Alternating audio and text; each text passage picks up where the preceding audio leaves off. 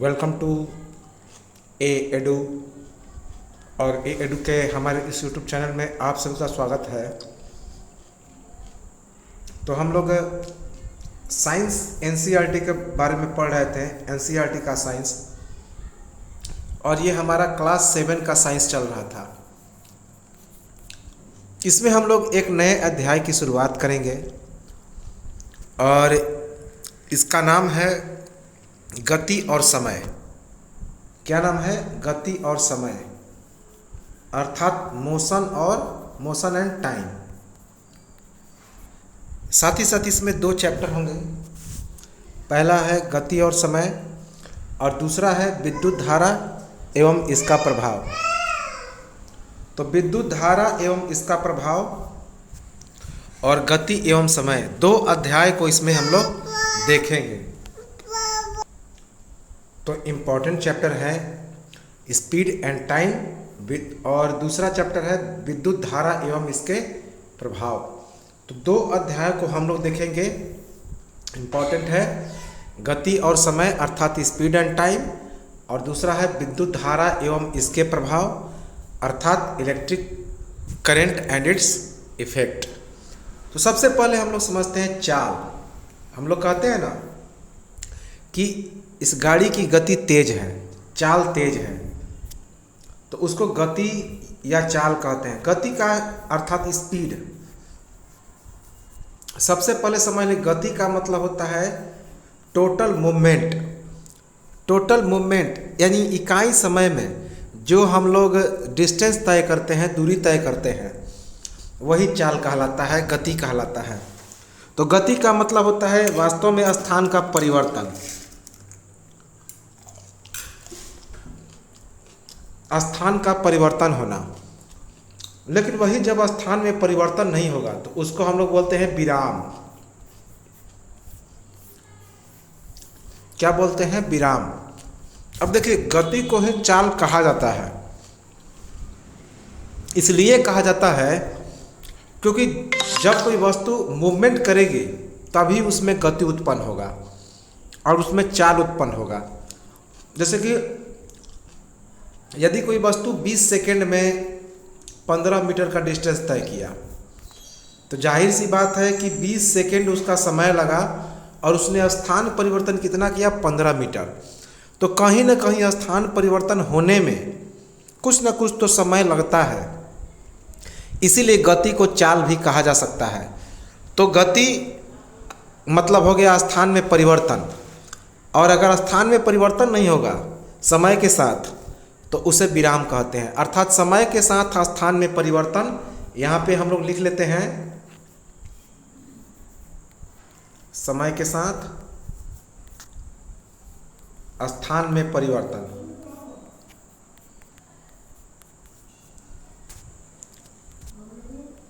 हाँ, तो गति समझ में आ गया होगा कि प्रति इकाई समय में स्थान में परिवर्तन। प्रति इकाई समय में स्थान में परिवर्तन, यह गति कहलाता है। लेकिन वही स्थान में परिवर्तन न हो कि इकाई समय के साथ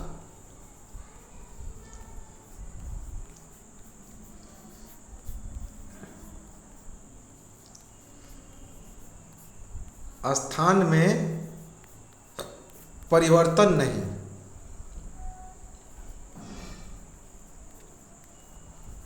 अगर परिवर्तन नहीं होगा उसे हम लोग क्या कहते हैं? विराम कहते हैं, रेस्ट कहते हैं। तो मोशन और रेस्ट दोनों चीजें समझ में आ गई होगी। अब आते हैं हम लोग चाल के ऊपर। तो प्रति इकाई समय में चली गई कुल दूरी को हम लोग क्या कहते हैं? चाल कहते हैं। इकाई समय में जितनी दूरी तय की जाएगी उसे ही हम लोग चाल कहते हैं। तो प्रति इकाई समय में चली गई कुल दूरी को हम लोग क्या कहेंगे? चाल कहेंगे। अब सवाल उठता है कि इकाई समय का मतलब क्या? इकाई समय का मतलब हो गया यूनिट टाइम। कुछ भी, इसलिए कुछ भी क्योंकि जैसे ही हम लोग स्थान में परिवर्तन करेंगे कुछ न कुछ तो समय लगेगा।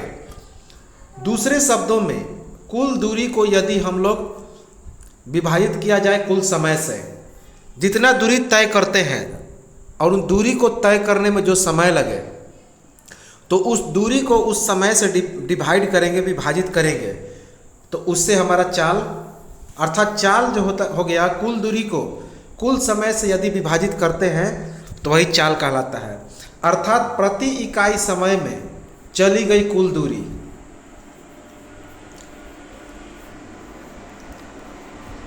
प्रति इकाई समय में चली गई कुल दूरी, यह क्या कहलाता है? चाल कहलाता है। देखिए हम लोग अकॉर्डिंग टू एनसीईआरटी पढ़ रहे हैं, तो ये कक्षा 7 का है, तो उसी के अनुसार हम लोग पढ़ेंगे, जो जो इसमें दिया गया है वैसे ही पढ़ेंगे। तो चाल बराबर क्या लिख सकते हैं? दूरी बटा में समय, चली गई कुल दूरी बटा में कुल समय, यही होता है चाल बराबर।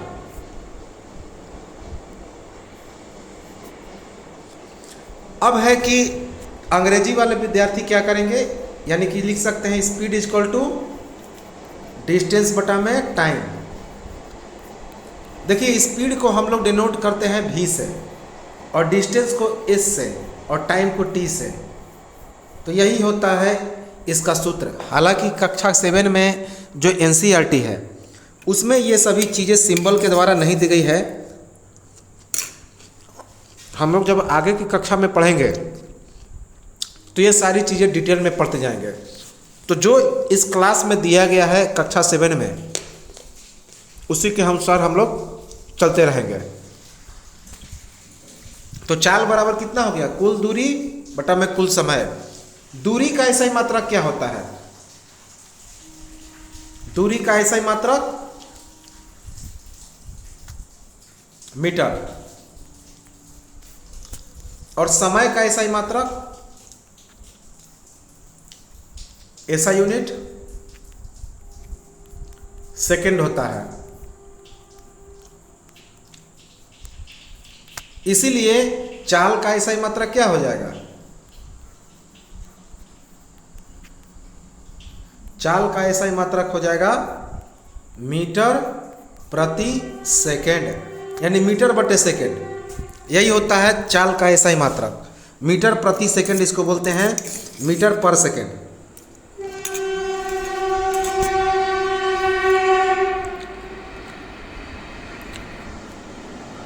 जैसा कि यहाँ पे दिया गया है, ये देखिए चाल यानी स्पीड बराबर टोटल डिस्टेंस बटा में टोटल टाइम टेकन, कुल दूरी बटा में कुल समय।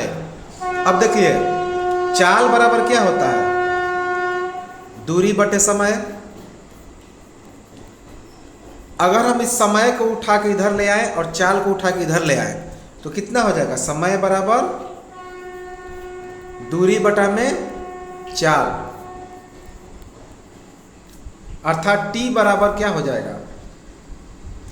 t बराबर s बटा में v।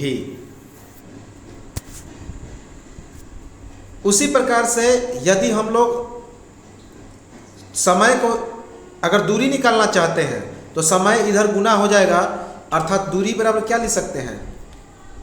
चाल गुने समय। तो दो को इसमें टर्म दिया रहेगा तो तीसरा आसानी से निकाल सकते हैं। देखिए यहाँ पे हमने बताया भी है कि दूरी बराबर चाल गुना कुल समय और कुल समय बराबर कुल दूरी बटा में चाल। अब देखिए दो तरह का चाल होता है, एक होता है एक समान चाल और दूसरा होता है असमान चाल। असमान चाल जिसको हम लोग बोलते हैं non uniform motion. Non uniform, किसी सरल रेखा के अनुदिश गति करने वाली परिवर्तित होने वाली चाल। जो चाल लगातार क्या हो? बदलते रहे, परिवर्तित होते रहे। तो परिवर्तित जो चाल होते रहे उसी को हम लोग क्या बोलते हैं? असमान चाल बोलते हैं।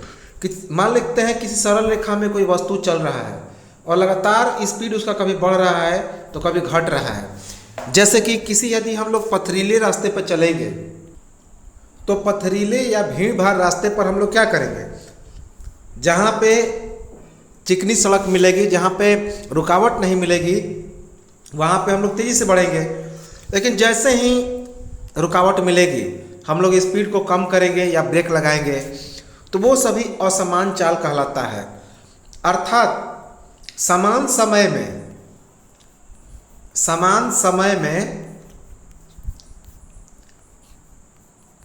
असमान दूरी, इसको हम लोग बोलते हैं असमान चाल। यानी कि समान समय में असमान दूरी अर्थात किसी सरल रेखा के अनुदिश गति करने वाली, परिवर्तित होने वाली चाल। अगर कोई सरल रेखा में चल रहा है, उसके अनुदिश लगातार कोई चाल परिवर्तित हो रही है, उसको हम लोग असमान चाल यानी नॉन यूनिफॉर्म कहते हैं। इसका ग्राफ हमेशा टेढ़ा होता है, वक्र होता है। जैसे कि मान लेते हैं कि कोई ये वस्तु है, पहले सेकंड में गया 5 मीटर, दूसरे सेकंड में गया 8 मीटर और तीसरे सेकंड में गया 14 मीटर। तो सेकंड तो एक एक सेकंड बढ़ रहा है, समय एक एक सेकंड बढ़ रहा है, लेकिन डिस्टेंस पहले सेकंड में 5, दूसरे सेकंड में 8 गया और तीसरे सेकंड में 14 चला गया। अर्थात ये जो डिस्टेंस है वह एक समान नहीं है। तो यह हो गया हमारा असमान चाल, नॉन यूनिफॉर्म मोशन। और ठीक इसके विपरीत है, कौन? एक समान चाल। एक समान चाल में क्या होता है, जिसको यूनिफॉर्म कहते हैं, जो नियत चाल से चले, किसी सरल रेखा के अनुदिश गति करने वाली नियत चाल की गति को हम लोग क्या बोलते हैं? एक समान चाल कहते हैं। इसका ग्राफ हमेशा कैसा रहता है? सीधा रहता है, हमेशा सीधा रहता है। अर्थात एक सेकंड में गया 5 मीटर, अगले सेकंड में भी 5 ही मीटर गया, अगले सेकंड में भी 5 ही मीटर गया, तो उसे एक समान चाल कहते हैं, यूनिफॉर्म मोशन कहा जाता है। तो अर्थात नियत चाल से चलती रहे। अब है एवरेज स्पीड। एवरेज स्पीड जिसको औसत चाल कहते हैं। तो औसत चाल या चाल एक ही चीज है। औसत चाल को हम लोग चाल कहें या औसत चाल कहें, एक ही चीज है। तो एवरेज स्पीड या केवल स्पीड कहें तो दोनों का मान होता है कुल तय दूरी बटा में कुल लगा समय। तो एवरेज स्पीड का भी मान होता है टोटल डिस्टेंस कवर बटा में टोटल टाइम टेकन। इसका भी ऐसा ही मात्रक मीटर प्रति सेकंड होता है। तो ये औसत चाल है। चाल या औसत चाल एक ही चीज है। अब देखिए, ये है लोलक, जिसको सिंपल पेंडुलम कहते हैं। थोड़ा सा इस पे ध्यान दें, सिंपल पेंडुलम पे। देखिए, कुछ इसमें कोई भारी चीज़ नहीं है। हालांकि आगे जब हम लोग पढ़ेंगे तो इसको पूरा डिटेल में पढ़ेंगे, लेकिन कक्षा 7 में जो दिया है उसी के अनुसार हम लोग पढ़ेंगे। यह है एक लोलक। लोलक में क्या होता है कि एक स्टैंड होता है, ऊपरी स्टैंड, जिसमें टंगा हुआ होता है रस्सी के सहारे एक बॉब। इसको क्या बोलते हैं? बॉब बोलते हैं, गोला। और यह लटकता रहता है, जैसे कि मान लेते इस तरह से है। अभी प्रारंभिक पोजीशन इसका O है, कुछ देर के बाद यह घूम के चला गया A पे, फिर यह लौटेगा, लौटने के क्रम में फिर O पे आएगा, O पे आने के बाद यह वापस B पे जाएगा, फिर B से यह लौटेगा, फिर O पे आएगा। तो इस प्रकार O से A तक जाना, फिर A से O तक आना, फिर O से B तक जाना, फिर B से O तक आना, इसको हम लोग बोलते हैं वन ऑस्किलेशन, एक चक्कर। ऑस्किलेशन को हिंदी में बोलते हैं दोलन। तो लोलक का काम क्या है? दोलन करना, ऑस्किलेशन करना। सिंपल पेंडुलम, साधारण लोलक का यही काम है। इसका उपयोग कहाँ पे होता है? घड़ी बनाने में। ठीक है, चलिए आगे इसको देखते हैं। अब देखिए, यह लगातार क्या करता है? गति करते रहता है। तो यह जो दो लोलक है लगातार गति करते रहता है, तो इसके गति को हम लोग क्या कहते हैं? दोलन गति। इसके गति को हम लोग दोलन गति कहते हैं, या सरल लोलक की गति कहते हैं, ऑस्किलेटरी मोशन कहते हैं। क्योंकि यह लगातार कंपन करता है, दोलन करता है, तो इसको हम लोग दोलन गति या लोलक की गति या फिर ऑस्किलेटरी मोशन कहते हैं। जैसे हम लोग का पेंडुलम वाली जो घड़ी होता है उसमें क्या होता है?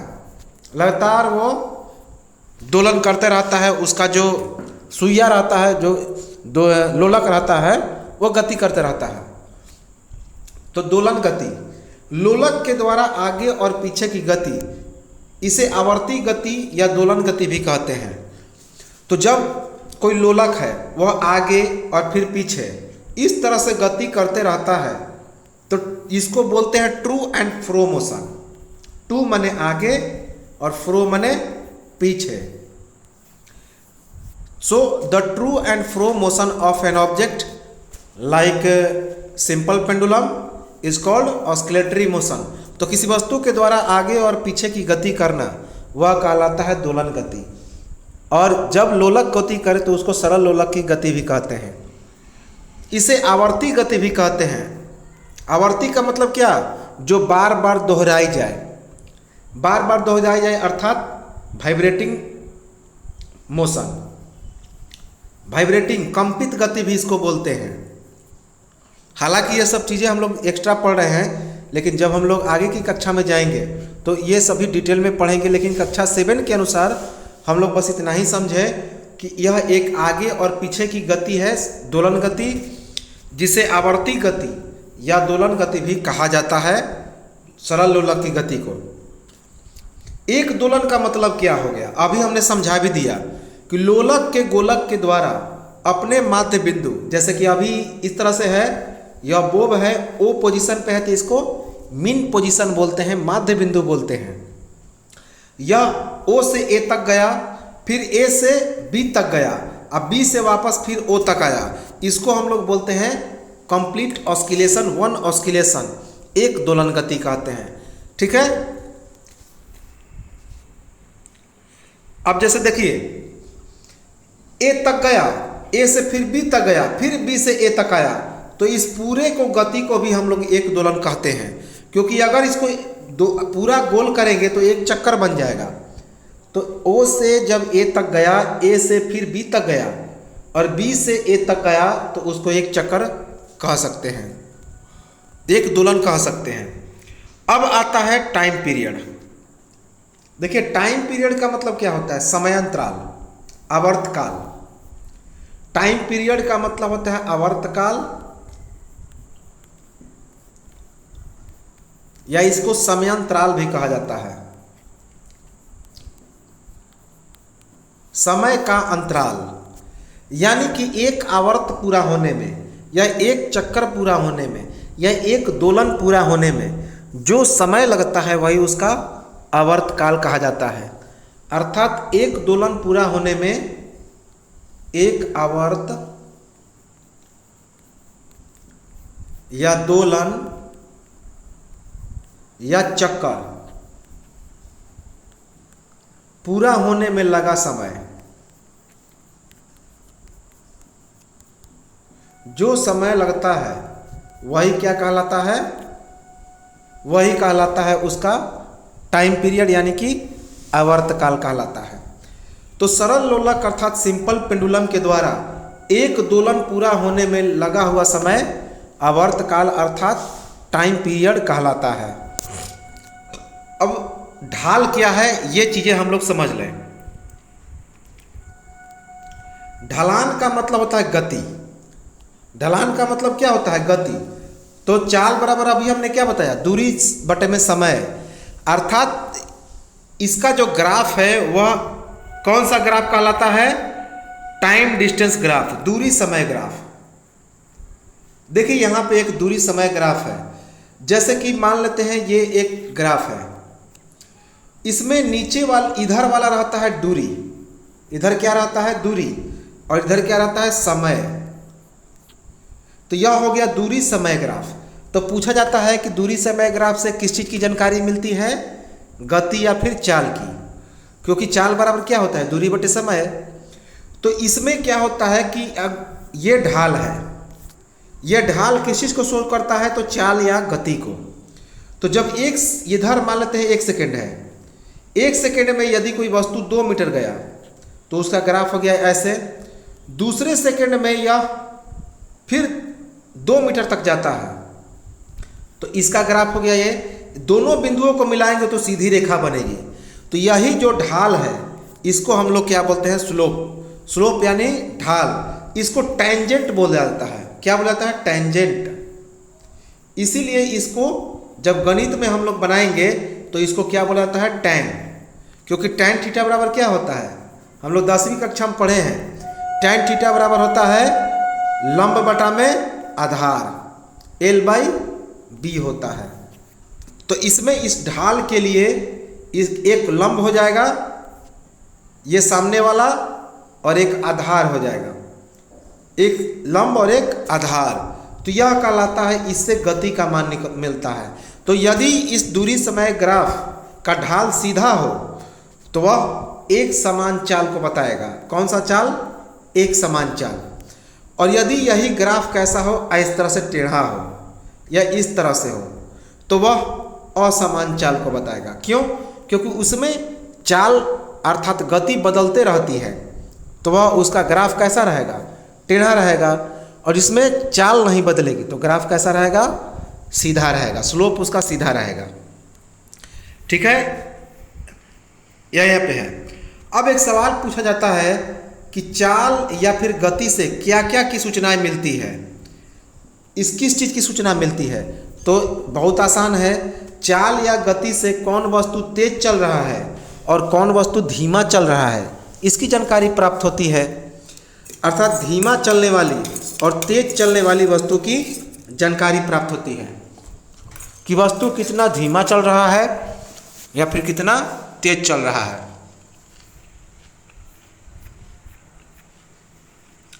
अब देखिए चाल का मात्रा, हालांकि अभी हम लोग इसको पढ़ चुके हैं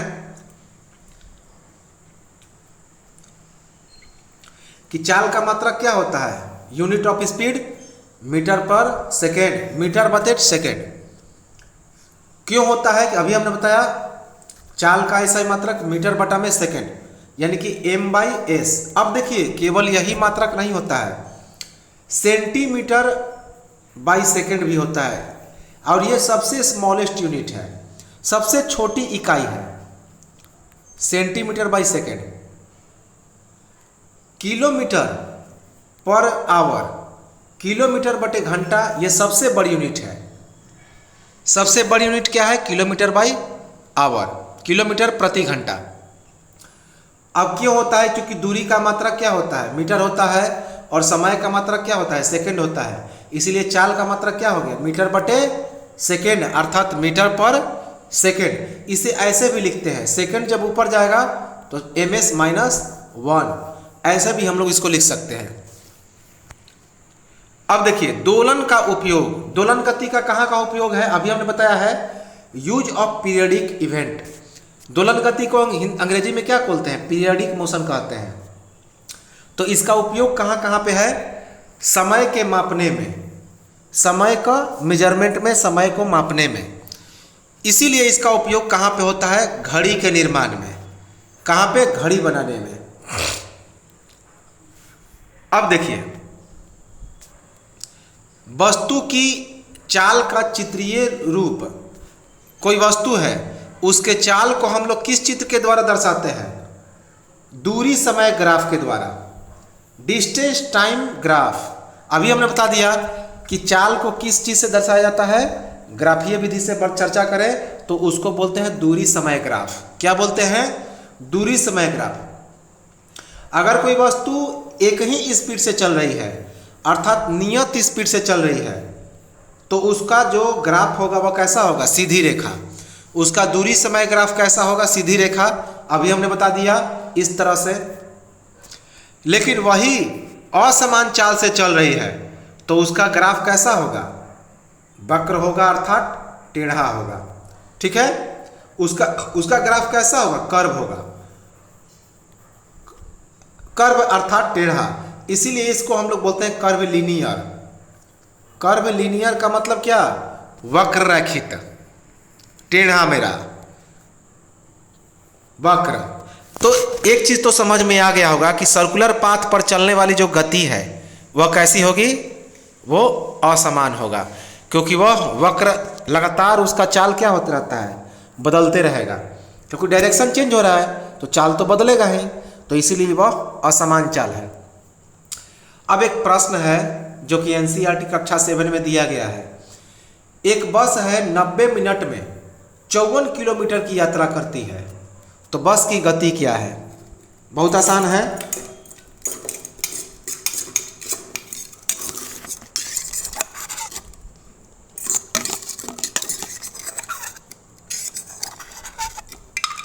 कह रहा है एक बस है 90 मिनट में 54 किलोमीटर की यात्रा करती है, समय कितना है 90 मिनट।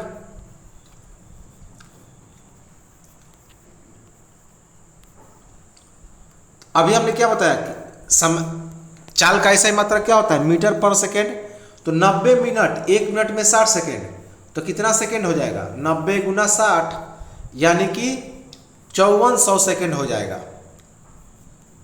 समय कितना हो गया 5400 सेकेंड, दूरी दिया है 54 किलोमीटर, और 1 किलोमीटर में कितना मीटर, 1000, अर्थात 54,000 मीटर हो जाएगा। अब चाल बराबर क्या होता है, दूरी बटे समय, तो 54,000 मीटर हो गया डिस्टेंस, और समय कितना है 5400 सेकेंड। कटेगा कितनी मर्त में, 10 मर्त में, तो ये कितना आ जाएगा 10 मीटर प्रति सेकेंड, यही उसका चाल हो जाएगा। अब देखिए,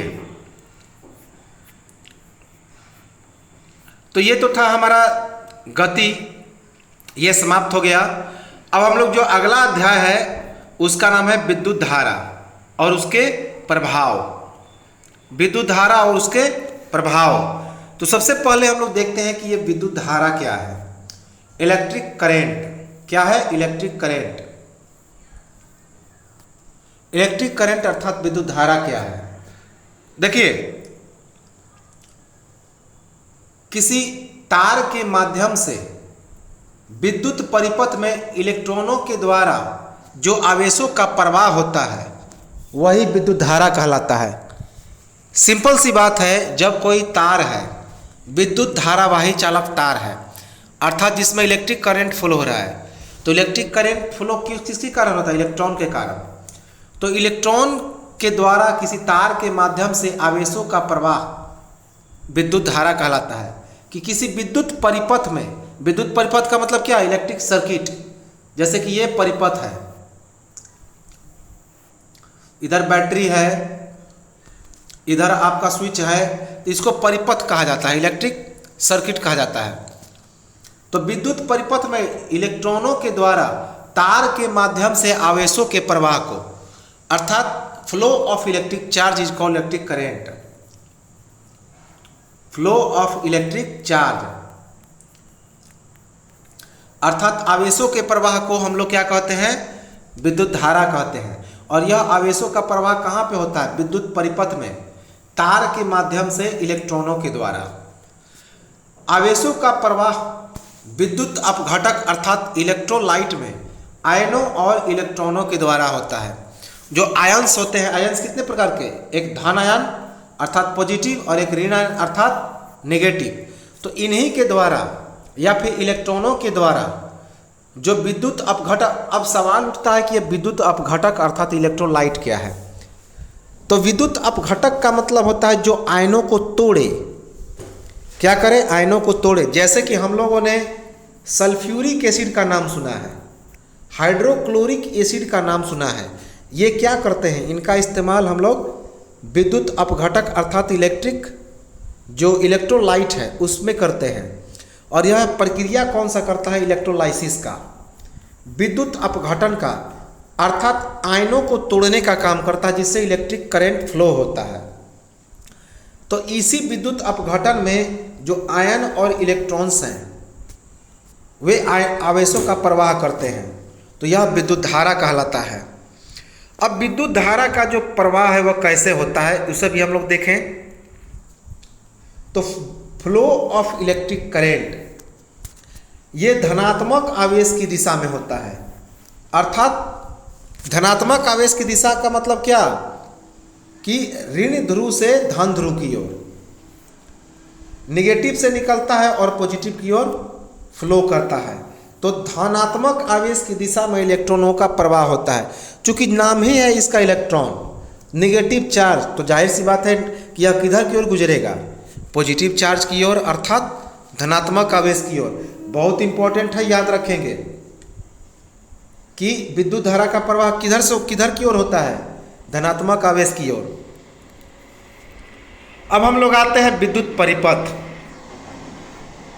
विद्युत परिपथ देखिए कक्षा 7 में इसका डेफिनेशन नहीं दिया है, बस केवल चित्र बताया है।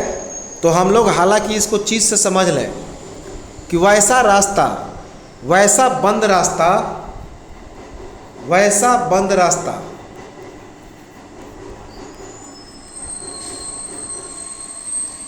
जिससे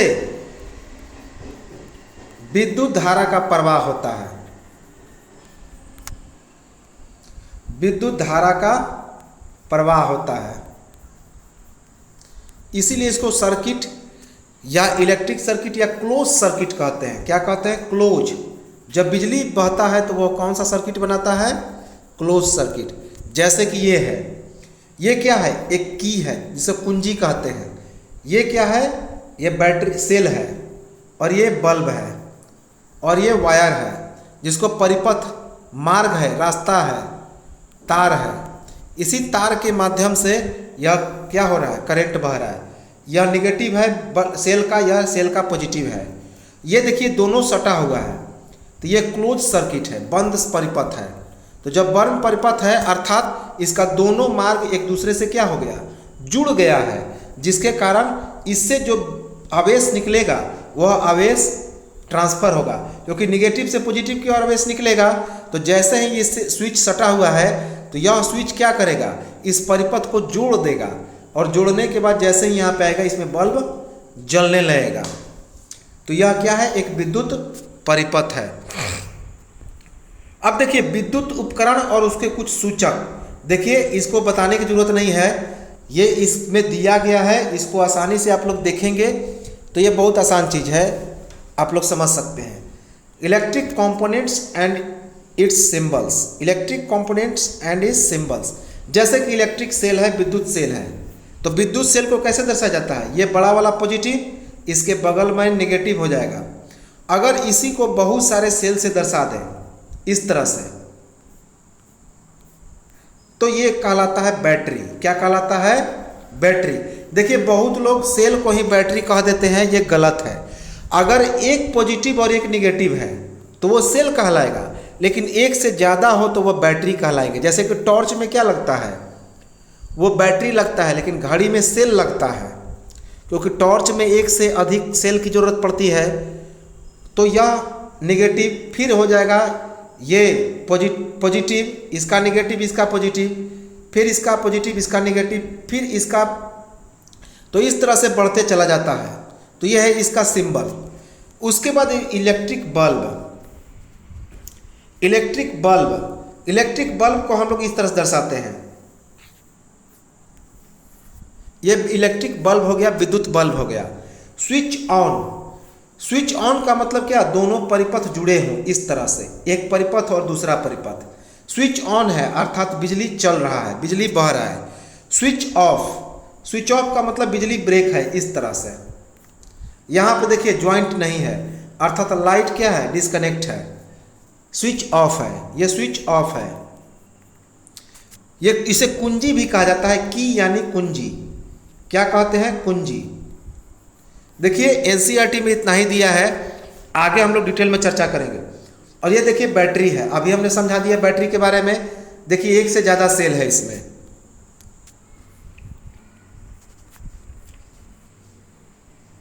अब थोड़ा सा कुंजी या स्विच के बारे में पढ़ लें। किसके बारे में? कुंजी या स्विच। जिसे की कहा जाता है और स्विच कहा जाता है। कुंजी का इस्तेमाल परिपथ में कहीं पर भी किया जा सकता है। ऐसा नहीं है कि परिपथ में हम लोग, लेकिन एक चीज़ याद रखेंगे, जहाँ जो सेल होगा या बैटरी होगा उसके बाद ही कुंजी का इस्तेमाल करेंगे। क्योंकि कुंजी क्या करेगा, अगर मान देखिए, अगर सेल से आवेश चलाया, इलेक्ट्रॉन चल दिया, अगर वो कुंजी यहाँ पे नहीं है तो लगातार बिजली बहते रहेगा। लेकिन जैसे ही कुंजी यहाँ पे लगा देंगे, इस कुंजी को हम लोग ऑफ करेंगे तो यह आवेश यहीं तक ब्रेक लग जाएगा। तो ये जो यहाँ पे बल्ब है, यहाँ से बिजली बहना बंद हो जाएगा, तो बल्ब बुझ जाएगा। जैसे ही ऑन करेंगे तो फिर परिपथ में आवेश शुरू हो जाएगा और बल्ब जलने लगेगा। तो कभी भी की से पहले सेल को यूज करते हैं, लेकिन की कहीं पे लगा सकते हैं, लेकिन की जहाँ पे लगाएंगे उसके पहले सेल को लगाएंगे। तो परिपथ में कहीं पर भी कुंजी का इस्तेमाल कर सकते हैं, बहुत इंपॉर्टेंट है। स्विच ऑन या परिपथ का बंद होना। स्विच ऑन का मतलब क्या होता है, परिपथ क्लोज हो गया, सर्किट बंद हो गया, क्लोज सर्किट हो गया, अर्थात बिजली बहने लगा। इसका मतलब है कि बैटरी के धन ध्रुव से बैटरी के ऋण ध्रुव तक परिपथ पूरा हो गया। परिपथ पूरा हो गया अर्थात बैटरी का ऋण ध्रुव और बैटरी का धन ध्रुव दोनों एक दूसरे से क्या हो गया, जुड़ गया। जब जुड़ गया तो आवेशों का प्रवाह शुरू हो गया, अर्थात परिपथ चालू हो गया, बिजली चलने लगा, इलेक्ट्रॉन का फ्लो होने लगा, अर्थात परिपथ में तुरंत विद्युत धारा का प्रवाह शुरू हो जाता है। समझ में आ गया।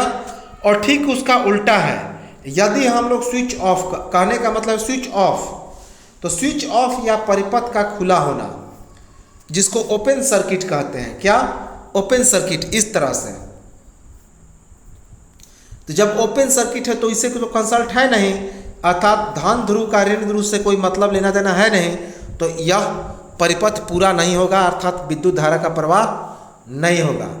तो इसका मतलब है परिपथ अधूरा रह गया, परिपथ क्लोज नहीं है, ओपन है, परिपथ में बिजली का कोई जो करंट है, आवेशों का प्रवाह नहीं हो रहा, तो उस परिपथ में विद्युत धारा का प्रवाह नहीं होना।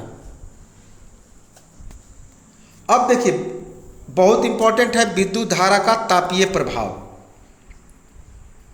विद्युत धारा का तापीय प्रभाव अर्थात heating effect of electric current बहुत इंपॉर्टेंट है। हालांकि एनसीईआरटी में कक्षा 7 में जो दिया गया है, एक देखिए एग्जाम्पल और एनसीईआरटी का जो डिफिनीशन है वो बिल्कुल दिमाग पे नोट करेंगे, क्योंकि इसी से एग्जाम्पल लगभग पूछे जाते हैं, तो ये बहुत इंपॉर्टेंट है।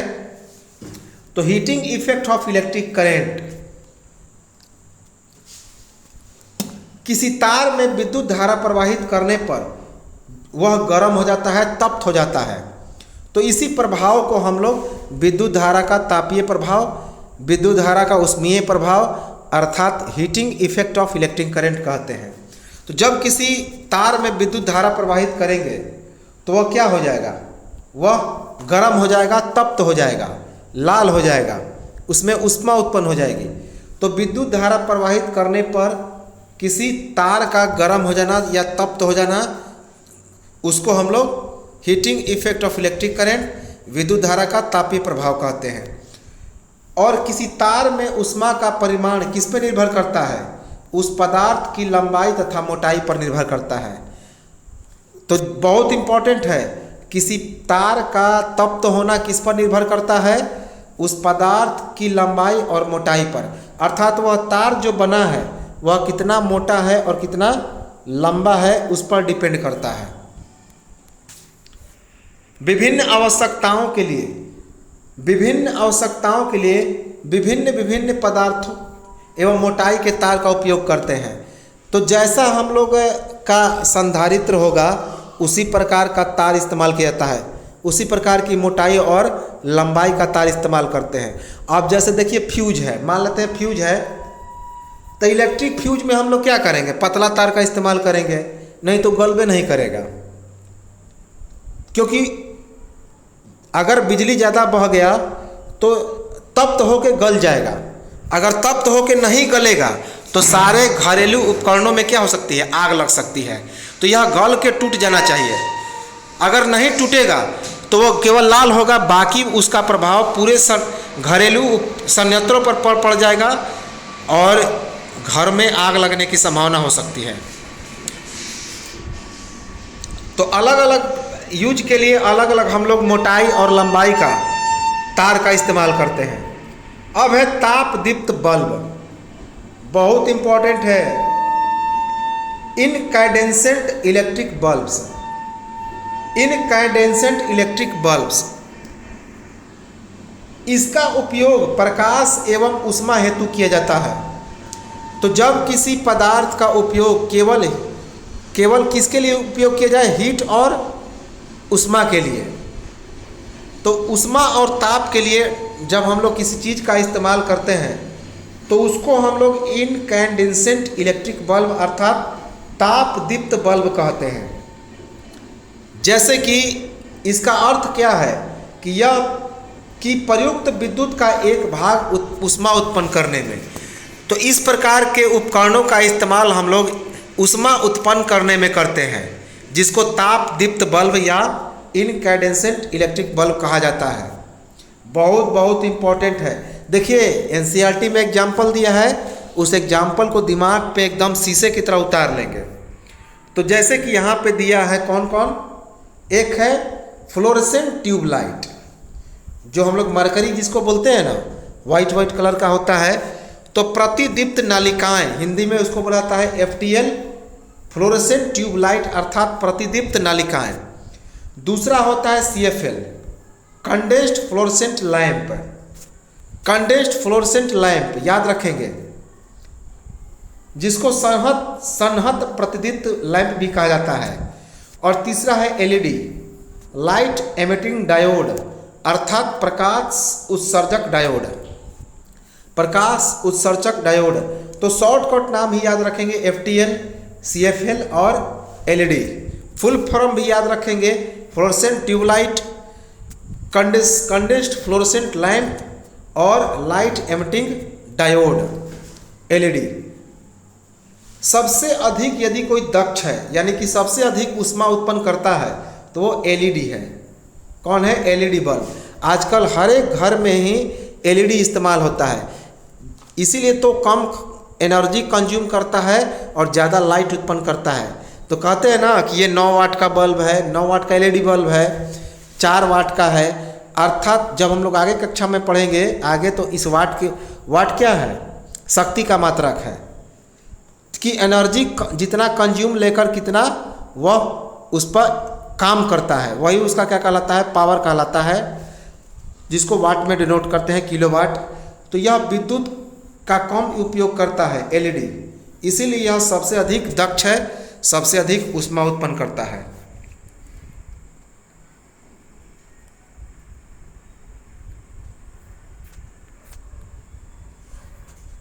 अब देखिए,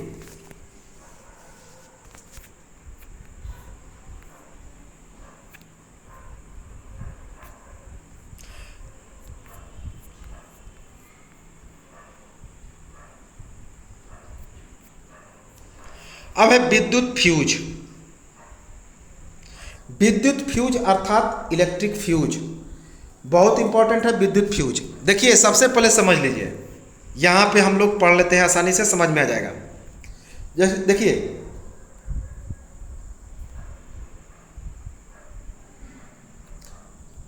कि प्रत्येक जो विद्युत परिपथ होता है उसमें से प्रवाहित की जा सकने वाली विद्युत धारा की कोई अधिकतम सीमा होती है, जिसे उसमें से सुरक्षा पूर्वक प्रवाहित किया जा सकता है। यदि किसी दुर्घटनावश विद्युत धारा का मान इस सुरक्षा सीमा से अधिक हो जाए तो तार ओवर हीटेड हो जाता है, अधिक संतृप्त हो जाता है, बहुत गर्म हो जाता है, जिससे पूरे घरेलू उपकरण में आग लग सकती है। तो देखिए कभी कभी क्या होता है कि जो तार होता है, तार में एक सीमा तक ही विद्युत धारा प्रवाहित करने की क्षमता होती है। हालांकि अलग अलग पदार्थ का अलग अलग उसका सीमा होता है विद्युत धारा को सहने की। तो प्रत्येक विद्युत परिपथ में से प्रवाहित की जा सकने वाली विद्युत धारा की कोई अधिकतम सीमा होती है, उससे ज़्यादा जाएगा तो वह तार गर्म हो जाएगा, जिससे उसमें से सुरक्षापूर्वक प्रवाहित किया जा सकता है। तो उस अधिकतम सीमा तक यदि कोई विद्युत धारा प्रवाहित हो रहा है तब तो ठीक है, उसमें आसानी से बिजली फ्लो होगा, इलेक्ट्रॉन का फ्लो होगा, आवेशों का फ्लो होगा। लेकिन जैसे ही उसमें उस अधिकतम सीमा से ज़्यादा विद्युत धारा का प्रवाह होगा तो वह तार अधिक ओवर हीटेड हो जाएगा, अधिक गर्म हो जाएगा, अति संतृप्त हो जाएगा, जिससे दुर्घटनावश विद्युत धारा का मान क्या हो जाता है, बढ़ जाने के कारण, तार गर्म हो जाने के कारण आग लग सकती है। तो इसको बचाने के लिए हम लोग किसका इस्तेमाल करते हैं, विद्युत फ्यूज का इस्तेमाल करते हैं। तो विद्युत फ्यूज क्या है? इलेक्ट्रिक फ्यूज एक सुरक्षा युक्ति है, सुरक्षा युक्ति है जिसका मुख्य काम क्या है, विद्युत परिपथ की क्षति तथा संभावित आग के प्रति सुरक्षा प्रदान करना। तो इस प्रकार से जब आग लग जाती है तो उसको हम लोग बचाने के लिए जिस युक्ति का प्रयोग करते हैं, जिस यंत्र का प्रयोग करते हैं, उसका नाम है विद्युत फ्यूज। यह क्या करता है कि विद्युत परिपथ को क्षति होने से बचाता है और जो संभावित आग है उससे सुरक्षा प्रदान करता है। यह क्या करता है कि गल जाता है, गलने के बाद क्या हो जाता है कि समस्त जो विद्युत परिपथ है उसको भंग कर देता है और आग लगने से बच जाता है। इसका निर्माण कुछ विशेष प्रकार के पदार्थों से बने तारों से होता है, क्योंकि अधिक विद्युत धारा प्रवाहित होने पर ये तार पिघलकर टूट जाते हैं, जिसके कारण उस परिपथ में या घर में आग लगने से बच जाता है। तो इसका निर्माण जो होता है कुछ विशेष प्रकार के पदार्थों के बने तारों से होता है, क्योंकि जब उन तारों में अधिक विद्युत धारा प्रवाहित होता है तो वे पिघलकर टूट जाते हैं। इसके कारण घरों में जो आग लगता है उससे आसानी से बचा जा सकता है। अब देखिए, अब है एमसीबी, बहुत इंपॉर्टेंट है। आजकल देखिए हर घर में विद्युत फ्यूज लगाया जाता है और आजकल हर घर में एमसीबी भी लगाया जा रहा है। एमसीबी जिसको लघु परिपथ विच्छेदक कहा जाता है। क्या कहा जाता है? लघु परिपथ विच्छेदक। देखिए हिंदी में नाम याद करने की ज़रूरत नहीं है, भुला जाइएगा। तो सबसे इम्पॉर्टेंट है इसका अंग्रेजी नाम याद रखें, एमसीबी। एमसीबी को पूरा नाम है miniature circuit breaker. Miniature circuit breaker का मतलब क्या हो गया कि जब अधिक विद्युत धारा प्रवाहित होगा तो सर्किट को क्या कर देगा? ब्रेक कर देगा, सर्किट ब्रेकर। इसका उपयोग सुरक्षा फ्यूज के स्थान पर किया जाता है। तो सुरक्षा फ्यूज के जगह पर आजकल हम लोग एमसीबी का इस्तेमाल कर रहे हैं। एमसीबी दो तरह का इस तरह ऐसे रहता है, जब अधिक विद्युत धारा बहेगा तो वो ऊपर नीचे की ओर गिर जाएगा, जिसके कारण क्या हो जाएगा, हर परिपथ में जो विद्युत धारा है वह प्रवाहित होना बंद हो जाएगा ऑटोमेटिकली। तो इसका उपयोग सुरक्षा फ्यूज के स्थान पर होता है। किसी परिपथ में विद्युत धारा का मान सुरक्षा सीमा से अधिक होने पर यह स्वतः ही जो एमसीबी है वह स्विच ऑफ हो जाएगा। अर्थात जैसे ही यह नीचे गिरेगा स्विच ऑफ हो जाएगा, अर्थात परिपथ का विद्युत धारा भंग कर देगा, कनेक्शन को तोड़ देगा। और जैसे ही हम लोग फिर से इसे ऑन करेंगे, अर्थात ऊपर की ओर ले जाएंगे एमसीबी को, फिर परिपथ चालू हो जाएगा, विद्युत धारा का प्रवाह शुरू हो जाएगा। तो इम्पॉर्टेंट है, पूछा जाता है कि एमसीबी का काम क्या है। एमसीबी का काम है विद्युत परिपथ जब ओवर हीटिंग हो जाएगा, अर्थात अधिक विद्युत प्रवाह के कारण सुरक्षा युक्त जो हमारा विद्युत परिपथ है उसमें आग लगने से यह क्या करता है, बचाता है। स्वतः ही यह ऑफ हो जाएगा और फिर ऑन करने पे विद्युत परिपथ चालू हो जाएगा। अब आता है लघु पथन, जिसको शॉर्ट सर्किट कहते हैं। शॉर्ट सर्किट बहुत इंपॉर्टेंट है। शॉर्ट सर्किट यदि कहीं तार कटा फटा है और अचानक से सट गया तो उसके कारण भी आग लग सकता है। तो तारों में टूट फूट अथवा तारों के विद्युत रोधन के हटने के कारण विद्युत तारों में या फिर तो कारण विद्युत तारों में परस्पर सीधा संपर्क हो जाता है और इसी कारण विद्युत परिपथ में अधिक विद्युत धारा का प्रवाह होने लगता है। इसी को बोलते हैं शॉर्ट सर्किट। तो एक बार फिर से समझे यह क्या है। कभी कभी क्या होता है कि तारों में टूट फूट हो जाती है, कहीं तार टूट जाते हैं और इन तारों के विद्युत रोधन अर्थात जो तारों में विद्युत को रोकने वाला काम होता है वह रुकावट समाप्त हो जाता है।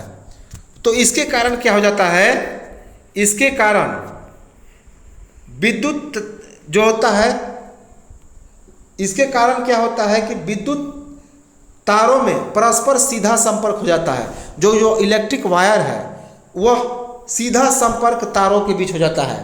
अर्थात जो नेगेटिव पॉजिटिव है, नेगेटिव नेगेटिव है, पॉजिटिव पॉजिटिव है, सभी तार एक दूसरे के संपर्क में आ जाते हैं और इसके कारण विद्युत परिपथ में अधिक विद्युत धारा प्रवाहित होने लगता है और इसी को ही हम लोग कहते हैं शॉर्ट सर्किट। अरे सीधी सी बात है कि शॉर्ट सर्किट का मतलब क्या हो गया कि जब तार टूट फूट गया तो एक दूसरे से जो हम लोग का तार फ्लो होना है इसमें कहीं कट गया तो ये तार बाहर से इधर आके सट गया, इधर से आके सट गया, यही तार इधर से आके सट गया, तो उसी को हम लोग बोलते हैं शॉर्ट सर्किट। इससे आग लग सकता है, अधिक विद्युत धारा का प्रवाह होने लगता है। एक दूसरा कारण है जिसको बोलते हैं ओवरलोडिंग, अति भारण। क्या कहा जाता है, अति भारण या ओवरलोडिंग। देखिए, एक ही सॉकेट से कई युक्तियों को संयोजित करने के कारण अधिक विद्युत धारा का प्रवाह होता है और उसमें आग लग जाता है। तो यदि कोई एक ही सॉकेट है और उसमें कई प्रकार के युक्ति अर्थात उपकरणों को हम लोग क्या कर देंगे, जोड़ देंगे। जैसे कि एक इलेक्ट्रिक वायर है, इसमें एसी को भी जोड़ दिए, कूलर को भी जोड़ दिए, इसी में आयरन को भी जोड़ दिए, तो इसमें अधिक ओवरहीटिंग हो जाएगा क्योंकि इलेक्ट्रिक फ्लो जब ज़्यादा होगा तो इसके कारण यह गर्म हो सकता है और इसी के कारण इसी को बोलते हैं अति भारण या ओवरलोडिंग, जिससे यह तार गर्म हो जाएगा और यह आग लग जा सकता है, टूट जा सकता है और इसी को ओवरलोडिंग या अति भारण कहते हैं। अब यह विद्युत धारा का चुंबकीय प्रभाव, magnetic effect of electric current, तो बहुत इंपॉर्टेंट है। जैसा कि नाम से स्पष्ट है कि जब विद्युत धारा का चुंबकीय प्रभाव का मतलब क्या, कि जब बिजली बहेगा तो उसमें चुंबकीय इफेक्ट उत्पन्न होगा। विद्युत धारा के कारण चुंबकीय प्रभाव उत्पन्न होता है, तो इसी को हम लोग बोलते हैं heating effect of electric current. जिस प्रकार विद्युत धारा के बहने के कारण तापीय प्रभाव उत्पन्न होता है, उसी प्रकार विद्युत धारा के प्रभाव के कारण चुंबकीय प्रभाव उत्पन्न होता है, अर्थात बिजली के कारण चुंबक भी बना सकते हैं। किसी तार से विद्युत धारा का प्रवाह होने पर उसमें चुंबकीय गुण उत्पन्न होता है और वह तार एक चुंबक की भांति व्यवहार करने लगता है। तो जब किसी तार से विद्युत धारा का प्रवाह होता है तो वह तार उसमें चुंबकीय गुण उत्पन्न हो जाता है और वह तार एक चुंबक की भांति व्यवहार करता है। जैसे कि एक कहीं बिजली बह रहा है, हम लोग एक कंपास नीडल को ले आएंगे जिसमें एक चुंबकीय सुई होता है जो नॉर्थ और साउथ डायरेक्शन को बताता है। तो जैसे ही इसके तार अगर बिजली बह रहा है, इस सुई को ले आएंगे तो इसमें विक्षेपण होने लगेगा, अर्थात यह कभी साउथ नॉर्थ से कभी ईस्ट वेस्ट, अर्थात यह हिलने लगेगा। इसका मतलब क्या है, इसका मतलब है कि विद्युत धारा के कारण उसमें मैग्नेटिक इफेक्ट उत्पन्न हो गया, या फिर यूं कहे कि उस चुंबक में विद्युत धारा का प्रभाव उत्पन्न हो गया और वह चुंबक की भांति व्यवहार करने लगा।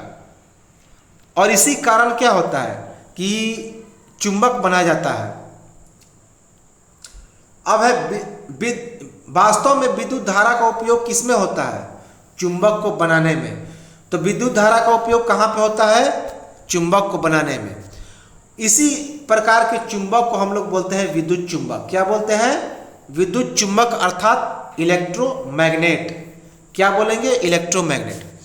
लोहे के किसी टुकड़े पर विद्युत रोधी तार से लिपटी विद्युत धारावाही कुंडली होती है। तो विद्युत चुंबक क्या होता है कि लोहे के किसी टुकड़े पर जब विद्युत रोधी तार से यह लिपटी एक विद्युत धारावाही कुंडली होती है। जैसे कि एक लोहा है, ठीक है, इस पर विद्युत रोधी तार इस तरह से लपेटा जाता है, जिसको हम लोग क्या बोलते हैं, कॉइल बोलते हैं। इसको हम लोग क्या बोलते हैं, कॉइल।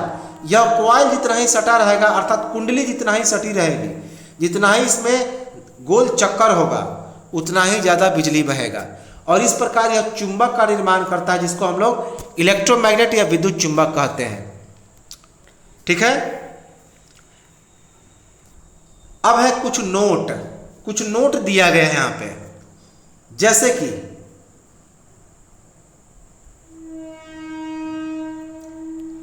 यदि किसी परिपथ में उचित फ्यूज डाला जाता है तो यह सुरक्षित सीमा से अधिक हो जाने पर उड़ जाएगा, अर्थात गल जाता है।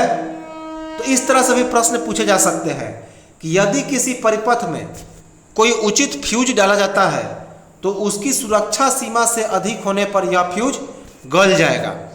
और सभी भवनों के विद्युत परिपथ में फ्यूज डाला जाता है, तो ऐसा कोई भवन नहीं होता है जहाँ पे फ्यूज का इस्तेमाल नहीं होता है।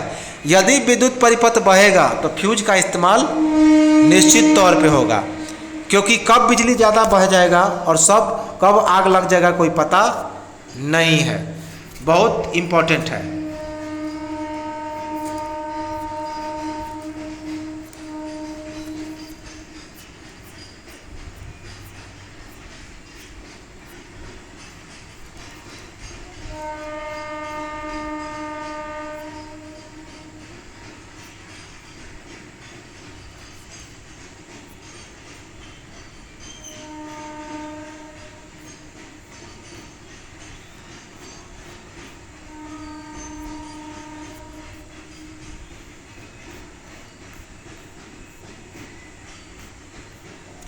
तो ये तो था हमारा क्लास 7 का एनसीईआरटी, जिसका नाम था हीटिंग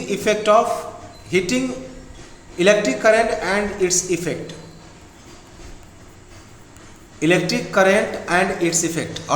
और स्पीड और टाइम। 2 अध्याय को हम लोगों ने आसानी से पढ़ लिया। ये छोटे छोटे चैप्टर थे। देखिए, आप लोग लाइक कम कर रहे हैं क्योंकि इसमें मेहनत लगता है बनाने में, तो लाइक जरूर करें। और जो लोग इसमें नए हैं वे लोग सब्सक्राइब कर लें। इससे फ़ायदा क्या होगा कि जो आने वाली इस प्रकार की मेहनत कश वीडियो है, बहुत इम्पोर्टेंट है, इसकी इन्फॉर्मेशन आप तक पहले ही मिल सके। तो इस तरह का वीडियो आप लोग को यूट्यूब के इतिहास में देखने को नहीं मिलेगा, क्योंकि ये हैंड रिटेन है और बहुत मेहनत लगता है। इसको पढ़ना पड़ता है, बनाना पड़ता है, और इसको इतने सुंदर अक्षरों में लिखना पड़ता है, और इसको फिर नेट पे डालना पड़ता है। तो इस चीज़ का ध्यान रखें। और थोड़ा सा बस कुछ नहीं है, केवल एक लाइक का बटन है, उसको दबा देना है और सब्सक्राइब कर लेना है। और अगर कुछ कमेंट हो तो कमेंट भी कर दें, तो कि ताकि इसमें कुछ मॉडिफाई करना हो तो उसको भी किया जा सके। और इसको अन्य ग्रुप में कुछ नहीं करना है, जैसे अन्य चीज़ शेयर करते हैं तो इसको भी शेयर कर सकते हैं अपने दोस्तों में, अपने जो पढ़ने वाले विद्यार्थी हैं उनमें, ग्रुप में, ताकि इसका लाभ सबको हो सके। क्योंकि ये एनसीईआरटी है, जल्दी ये चीज़ें देखने को नहीं मिलती है, बहुत इम्पोर्टेंट है। तो चलिए, सेशन अच्छा लगा हो तो लाइक शेयर कमेंट करते रहें। तो मिलते हैं हम लोग नेक्स्ट वीडियो में, और चर्चा करेंगे इस क्लास 7 के एक महत्वपूर्ण चैप्टर, जिसका नाम है लाइट। ये लंबा चैप्टर होगा। तो चलिए, मिलते हैं हम लोग नेक्स्ट वीडियो में। तब तक नमस्कार, जय हिंद।